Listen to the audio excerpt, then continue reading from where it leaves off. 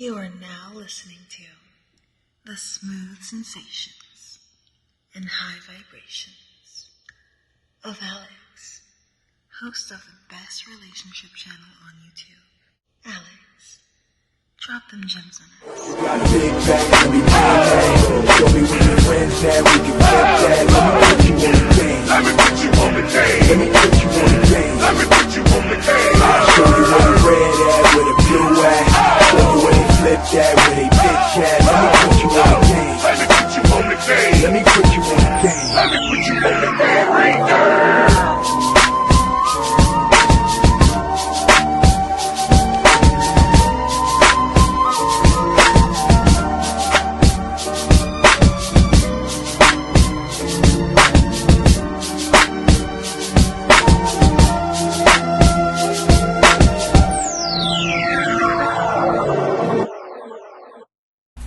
What's going on, y'all? It's your boy Alex. Shout out to the Elite Fleet. Make sure you like and subscribe so you can become a member of the Elite Fleet. And I recently got a comment, and I appreciate her for making that comment because it made me realize it's been a while since I properly explained exactly what an elite man is. As a matter of fact, we were at about 1,000, maybe 100 subscribers the last time I talked about it, and we're well over 2,000 now, so it's about that time for me to talk about it again. I recently just broke down what an elite woman is, the best woman to date. Go check that video out. It's great. It tells you about where those type of women dwell, what type of environments that they were raised in, okay, the impact of their parents, what their education level usually is, what their hobbies usually are, and why these are the best type of women for you.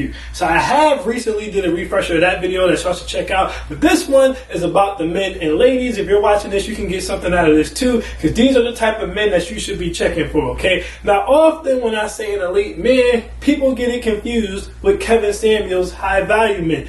God rest Kevin Samuels' soul, but I never really got with the whole high value man rhetoric, and this is why. This is a direct quote from Kevin Samuels' video on what makes men high value men, and I quote, "Number one, it's money, $120,000 a year, which would basically equal out to $10,000 a year monthly. I mean, $10,000 monthly, not a year monthly. $10,000 monthly, all right? At least 3 to 5 years of consistency making that $10,000 monthly. Group acceptance by other high-value men so that you can then build a network of other high-value men. Visibility, okay, so having the position and income linked to having the visibility, aka clout for those of you who still aren't following it. Visibility, clout, okay, a known status as a high-value man, and utility, which is basically your usefulness to others, such as being able to employ other people and things of that nature. Now, I don't think any of that at its face value is a bad thing. But to me, you can have all that, and it doesn't make you a good husband. It doesn't make you a good father. It doesn't even necessarily make you a good friend. It just means you know how to make money, and you know how to teach other people how to make money. The biggest difference between an elite man and a high-value man is that an elite man is not defined solely by how much money he makes.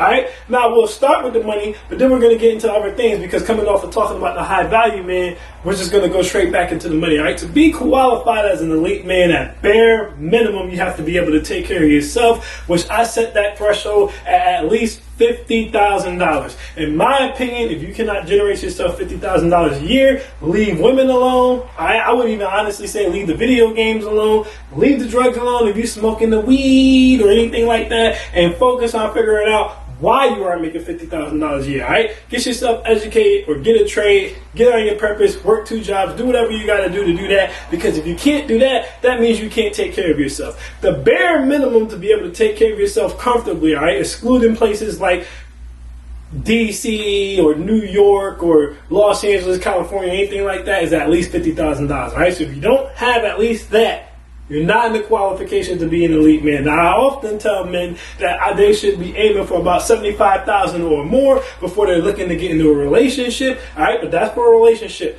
Right now, I'm just talking about the basic qualities of being an elite man. You need to generate at least $50,000, at least $50,000 a year. All right, bare minimum required to take care of yourself. But here's where we differentiate. That's all I'm talking about when it comes to money. That's all I'm talking about when it comes to money. Everything else about being an elite man has nothing to do with how much income you make. Because the difference between an elite man and a high value man is an elite man is a complete masculine man, which means he fulfills all roles of masculinity. For example, an elite man knows how to fix, build, and repair things. Alright? So if you have a leak under your sink, an elite man knows how to get himself a lug nut and fix the leak under your sink. Right? Unclog the toilet or fix the leak from the toilet. If the toilet is leaking, alright? If there's a leak in your water hose, he can fix that. Alright? You need your tire change. He knows how to pop off a tire, prop up a car, put on a new tire. He can change oil, minor car repairs, alright? Things like that. Cleaning the gutter, being able to do minor roofing repairs, alright? You don't have to be a damn handyman. That's why we have electricians. That's why we have plumbers, alright? That's why we have those. But an elite man, a big part of masculinity is being able to get your hands dirty and do the little things that you can do around the household to keep it up and running so that you don't have to drop thousands of dollars every single time some little small thing goes wrong, alright? So an elite man knows how to repair,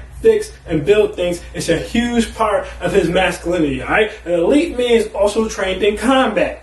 Elite men are trained in hand-to-hand combat, and elite men are also trained in firearms. Alright? I posted a video a long time ago of myself at the gun range, and I often tell men, you need to know how to shoot a gun. Not just have the gun, you need to know how to shoot the gun. You don't want to be like these goofy-ass hood dudes out here shooting sideways, son, and hitting everything but your target. No, you need to know how to strap up, position your legs, put it forward, and hit your target, alright? With precise precision shots. That's what you need to know how to do, alright? You need to know how to combat, how to fight. I remember when I was debating the passport bro, he said, why do I need to know how to fight? I said, well, what if I come up and I think your girl's fine and I smack her on her ass? What you gonna do if you can't fight? That's not justification to shoot me because I don't have a weapon. So you're gonna have to protect your territory with your hands, sir. With your hands. Because at that right, you have the right to defend your wife and defend yourself. You need to know how to fight so you can defend your family, so you can protect your family. You can't call yourself a protector when you don't even know how to fight. You can't call yourself a protector where if someone was breaking in your house, you don't own a firearm and know how to properly fire the firearm to protect your household from the intruders. Alright? Elite man knows armed and unarmed combat. Right? That's a requirement before I would consider you an elite man. This is why I said, ladies, y'all should watch this too, because it'll help you out as well. You should be looking for men who have a lot of these traits, all right? Now, going even further than that, the next thing that separates the elite man. The elite man has a plan not just for himself, but for his family. When you ask the question, which women love to ask men, I don't necessarily have a problem with this question. Some men hate this question, but I think it's a good question to ask a man, especially if you're going to follow this man's lead and be submissive to him, which is, what is your 5-year plan? If you ask an elite man what his 5-year plan is, he's always going to have an answer for you. I could break down my 5-year plan to you guys right now. Part of it includes this channel, but that's just one damn part of it. Alright? I also have the sitcom I'm working on a whole damn movie studio, right? I also have a whole damn financial advising business. There's multiple things that I'm working on. So if you were to say, what's your 5-year plan? I can break down my 5-year plan. Not just for myself, but also my 5-year plan for a family. An elite man, if he wants a family, doesn't just want a family, he has a plan for his family. I tell you guys all the time, I expect my woman to be a housewife at least at bare minimum, because I respect that if she has her own goals and dreams and wants to do her own thing. But at least at bare minimum until the kids are of school age. Because I do not believe in daycare. I don't believe in daycare because that's where most kids are raped and or touched on at daycares. I'm also not big on the whole, well, leave them with the uncle or leave them with the cousins. Because believe it or not, again, most of the time when kids are raped or touched on, it's by someone else close to them. So if it's not happening at the daycare, it's generally happened by that creepy uncle or that creepy aunt or that cousin or that babysitter. No.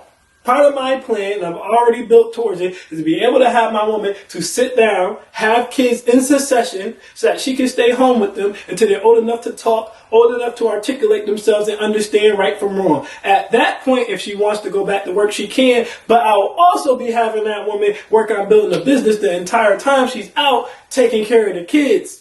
So that way she may not even have to go back to work because she'll probably be working from home. But that's all part of what I mean by a plan. I plan to be married. I plan for you to be a housewife If not for your whole life, at least for a certain point when the kids are smaller, right? I plan on buying a house for y'all. I plan on helping you with your actual dream if you have any type of a business plan. That is a real plan. That is another thing that separates an elite man from a high value man. He has a plan for himself. He has a vision and a plan for his family before you're even inserted into it. So that you yourself as a woman can say, does this align with where I want to go or does it not?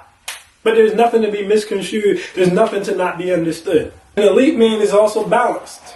I like to say balanced in his femininity and his masculinity, because ideally you should be 50% of each one. But an elite man, a better example, because I know some people don't love that example, even though I hate the terms alpha and beta because it's Greek origin and it refers to homosexual relationships. However, we'll still use it. An elite man in his balance knows that there's times where he has to be a beta and there's times where he has to be an alpha, and he can seamlessly jump between both, all right? He knows when it's time to make love to his woman, and he knows when it's time to blow her back out, all right? He knows when it's time to be diplomatic and talk his way out of the situation, and he knows where it's time to knock somebody the hell out. All right, an elite man is balanced, and because he takes the time to understand femininity, he can understand better his partner and her fluidity, and that she is an ocean and she's gonna be open now, and he needs to be that land or that rock that can absorb that water and turn it into a puddle, right? Or calm it and make it flow. If you just let water run, it runs crazy. But if you push it into a stream, if you pool it into a lake or a puddle, then it becomes calm. And now it's a resource that you can use to build many other things. Balance is a key portion of an elite man. An elite man doesn't strive to be an alpha. An elite man is what he needs to be whenever the situation calls for it. Because again, an elite man understands that we all have moments of alpha and we all have moments of beta, and both of them are needed depending on what's going on in the situation. An elite man is also balanced. I like to say balanced in his femininity and his masculinity, because ideally you should be 50% of each one. But an elite man, a better example, because I know some people don't love that example, even though I hate the terms alpha and beta because it's Greek origin and it refers to homosexual relationships. However, we'll still use it. An elite man in his balance knows that there's times where he has to be a beta and there's times where he has to be an alpha, and he can seamlessly jump between both, all right? He knows when it's time to make love to his woman, and he knows when it's time to blow her back out. All right? He knows when it's time to be diplomatic and talk his way out of the situation, and he knows where it's time to knock somebody the hell out.